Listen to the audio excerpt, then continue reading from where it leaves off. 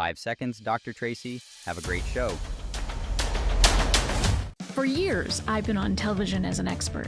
Once you see the sausage being made, you understand that the news isn't newsing. They are creating narratives. They are feeding us what they want us to know. With this podcast, I'm taking on the 6 media conglomerates that control what you know, and I'm putting information you can use into the world. What we don't know is the weekly, narrative-free, pundit-free, commentator-free zone. I'm Dr. Tracy Pearson, your host. Let's do a show. Hi, I'm Dr. Tracy Pearson, and in this episode of What We Don't Know, I interview Thomas Anglero. He's a Norway-based AI and innovation expert, and we talk about robotics and AI. Now, I'm dating myself here, but when I was a kid, I watched this movie. Take a look. What are you going to do now? I don't know yet. My dad left me a few acres up in Montana. I hear it's beautiful there this time of year. Great idea! I say we cruise on up there and check it out. Hi, honey, I'm home! Number 5? Pull over, quick! Pull over!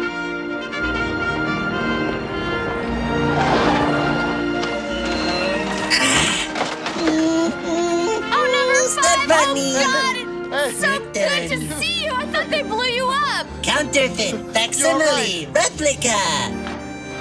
He made a duplicate of himself from all these spare parts. That's incredible. This guy's a genius. Well, above average. Oh, number 5, you are great! You are outstandingly great! Definitely. Let's listen to what Tom has to say about whether this is going to be possible.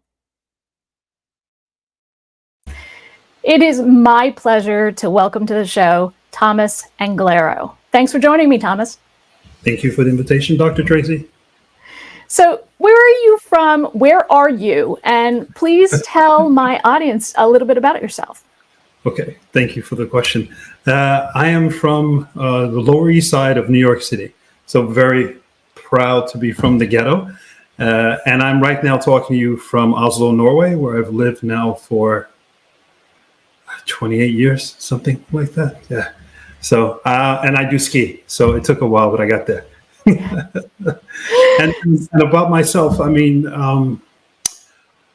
wow, Puerto Rican from the projects, grew up, on the welfare and all that crap, and just studied hard, worked hard, believed in my passion in life, and I've been an executive for the last 20 years, working in the IT space. I got a patent, did a couple of startups, and now I have just founded my 3rd startup in the IT space. And right in the last 10 years, I've been an AI and innovation expert. So that's, been doing a lot. Just keep going. That's my thing. Just go through walls. That's it. How did you end up in Norway? 6 foot blonde. Okay, that answers that question. Love it first sight in college. She was running across campus. She was a freshman. I was a senior. I saw her. That was it. Done. And so from New York to Norway, that's excellent. Yeah. So before we dig into the nitty-gritty of AI or artificial intelligence, how did you become interested in AI? Wow. So I'll keep everything short because every story is long, especially from a New Yorker. We could take up a whole day. I was working as a head of innovation for the Norwegian Tax Authority. So I have my 5 years of public sector experience. So I'm very proud of those scars. And the head of IBM, I had a lunch with him. He said, I have 15 minutes for you. And I told him, you guys had IBM Watson, the biggest AI thing back then. And he said, and I said, do you want me really to tell you what's doing wrong? He goes, Thomas, talk to me like your friend. I jumped on top of the table, crawled across the table, grabbed him by the tie and said, you are messing this up. And I yelled at him in his face. He canceled all his meetings for the next 2 hours. 2 days later, I got a job offer to head up innovation and AI for all the Nordic countries for IBM. That's how I got there. So you're a risk taker. Okay. I like that. And a guess. Yeah.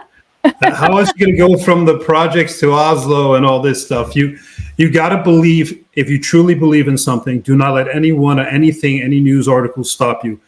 Be in the moment and tell people voice exists. So if you were to explain AI to my grandmother, what is it? Hi, Grandma. How are you? I would say AI is that friend that you call that always has an answer for you and sometimes doesn't have an answer and just listens. But for some amazing way, they give you the right feedback at the right time. That's sort of what AI is, and is available for you all the time. You don't have to pick up a phone. It's always there for you. I would explain like that. How does it work? Wow. Okay. So, the real answer to that is actually not so special. It's actually really embarrassing. So the way AI works today in 2024 is that all it does is it's been trained on billions, tens of billions of words, and it's read sentences, it read the Library of Congress, and they've read the entire internet. So by reading that much, all it does is it predicts the next word that's most likely going to come in a sentence. So like, I love cookies is I, and then it goes, I think the next word is going to be love. And then, okay, he was talking about food, so maybe the next word is cookies.